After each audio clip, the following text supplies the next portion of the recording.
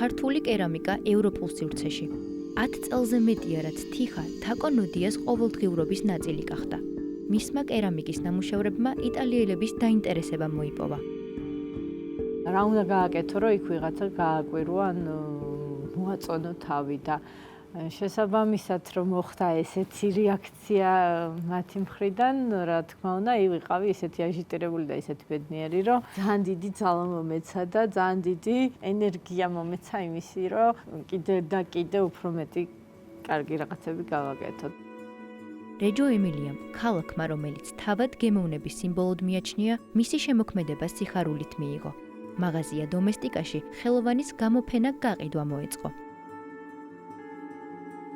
ჩემი მეგობარი თაკო სულავა, რომელიც ხშირად იმყოფება იტალიაში თავის საქმიანი ვიზიტებით, გაიცნო ეს არაჩვეულებრივი მაღაზიის დამფუძნებლები, 3 გოგო, რომლებიც ძალიან საინტერესო ნივთებს აგროვებენ ამ მაღაზიისთვის და მერე აწყობენ ესეთ ერთდღიან პოპ-აპებს. ფოტოებით გახდა მათთვის ცნობილი ჩემი ნამუშევრების შესახებ. რის შემდეგაც თაკომ შესთავაზა მათ ეს რამოდენიმე პატარა აქსესუარი, წაიღო და დაათვალიერეს და ძალიან მოეწონათ და შემდეგ უკვე მოხდა აი ამ ერთდღიან პოპ-აპზე შეთანხმება, რომლისთვისაც აი თითქმის ერთი თვე ავემზადებოდი, ზუსტად არ ვიცოდი როგორ განვითარდებოდა მოვლენები. საბოლოოდ მაყოფილი ვარ და ბედნიერი ვარ, როგორც დასრულდა ეს ყველაფერი და მათგანაც ძალიან დიდი სითბო და რაღაც ბევრი კომპლიმენტები მივიღეთ. არ ელოდებოდნენ ესეთ დიდ გამოხმაურებას მომხმარებლისგან. ძალიან ბევრი ხალხი მოვიდა. საბოლოოდ მივიღე შემოთავაზება იმაზე, რომ სულ იქნება, სანამ ეს მაღაზია არსებობს, სულ იქნება ჩემი ნივთები იქ გამოფენილი და ძალიან მიხარია. თითოეული ნივთი ისტორიას ყვება, რომელიც ავტორის შთაგონებებს აერთიანებს. გამოფენა ხელოვანისთვის ახალი აღმოჩენების დასაწყისი. იქ დასმული კითხვები კი საკუთარი თავის უკეთ შეცნობის მიზეზი გახდა. ძალიან საინტერესო იყო ერთის მხრივ ის, რომ მე თვითონ აღმოვაჩინე ჩემ ნამუშევრებში რა მაქვს ჩადებული.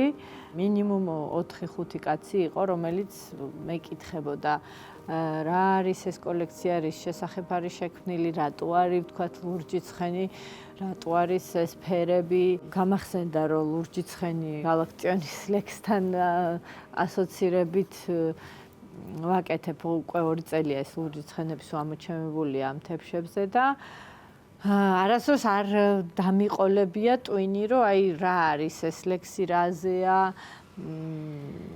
რისთვის არის ჩემთვის ესეთი რაღაცა ემოციურად მნიშვნელოვანი და რაღაცა იმ საზოგადოებისგან, იმ მარწუხებისგან განთავისუფლება არა, აი ეს თვითონ ეს პროფესია რატომაც მაქვს არჩეული. ჩემი სამყარო მაქვს მოწყობილი, სადაც თავისუფალი ვარ აბსოლუტურად.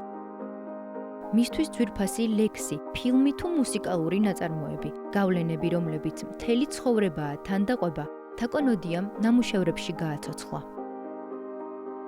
ბუს კვერცხები მაგალითად, რომელიც აი ბუ არის დახატული ამ კვერცხებზე.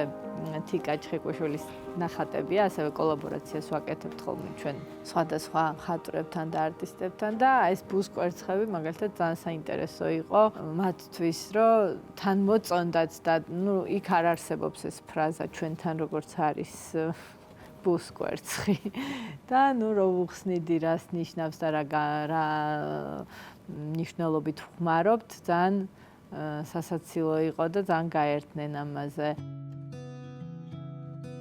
ხელოვანის თქმით, რეჯო ემილია არის ქალაქი, რომელიც მითებზე და წარსულზეა დაფუძნებული.